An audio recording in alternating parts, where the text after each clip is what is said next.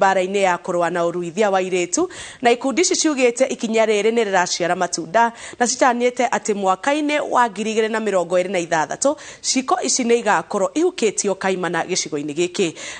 Gĩthũi wa Wairimũ nĩwe ũharĩirie riboti ĩno.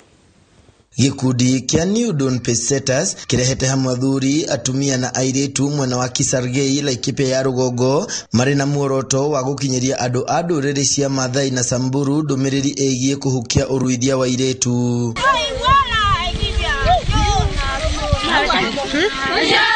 Athuri arĩa metĩkĩrĩte rĩtana rĩrĩ maugĩte mweri-inĩ ũyũ nĩrĩo airĩtu aingĩ maruithagio na nĩ merutĩire gũtigĩrĩra mwaka ũyũ gũtinahanĩka ũũ, makiuga rĩu marathiĩ o mũciĩ magĩthomithagia andũ ũgwati wa kũruithia airĩtu. Najua kama sasa mwezi huu wa Disemba inakuanga sana anakeketa, lakini wakati kama mwaka hii sasa tunahakika hakuna mtoto atakeketwa mwezi huu, na hapo ndio kila siku mwezi wa 12 Disemba. Lakini sasa tumejaribu kuchunguza kabisa kila manyata hakuna kukeketwa. Muhĩnga munene ũrĩa ũrĩ kuo nĩ wa gũkorwo atĩ anake amwe arĩa makinyĩtie mĩaka ya kũhikania matiretĩkĩra kũhikia mũirĩtu ũtarĩ mũruithie, ũguo athuri aya marĩ na kĩbarũa kĩritũ kũmaiguithia atĩ ona mũirĩtu ũtarĩ mũruithie nĩ mũkinyanĩru. Vijana tulijaribu hata kuongelesha hawa, lakini wengine wamekubali. Hako wachache wale ambaye hako na wanawake wale mekeketwa mbeleni, nasema hatachukua msichana hajaolewa hajakeketwa sababu ile ya kwanza nilikeketwa.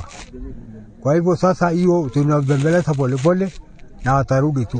Hivi naomba watu wote wa hii tujaribu tueneze mpaka itufikie sisi wote, na tukatae kabisa na tunalaani kabisa kama wazee katika area hii. Kuna wachache wameanza kubadilika, sasa kama hao wazee sasa wako hapa, ninaona kuna wengine kabisa wamekubali, wamesema hawataki sasa kusaidia watoto. Emily Lerosion muikarĩri gĩtĩ wa gĩkundi kia Inooro Miaraho augĩte thĩna ũngĩ nĩ atĩ kũringana na ũndũire wa ndũrĩrĩ ici athuri nĩo ene ũtonga wothe, ũguo mũtumia nĩ aremagwo kũgitĩra mũirĩtu wake ndakaruithio rĩrĩa mũthuri wa mũciĩ atuĩte itua atĩ no nginya mwarĩ aruithio kana ahikithio arĩ mũnini. Wakati wanapotaka kupeleka mtoto shule ambaye mzee ameamua mtoto hata soma lakini atapelekwa akaozwe akiwa mdogo, sana sana mama anashindwa kupigania yule mtoto kwa sababu hana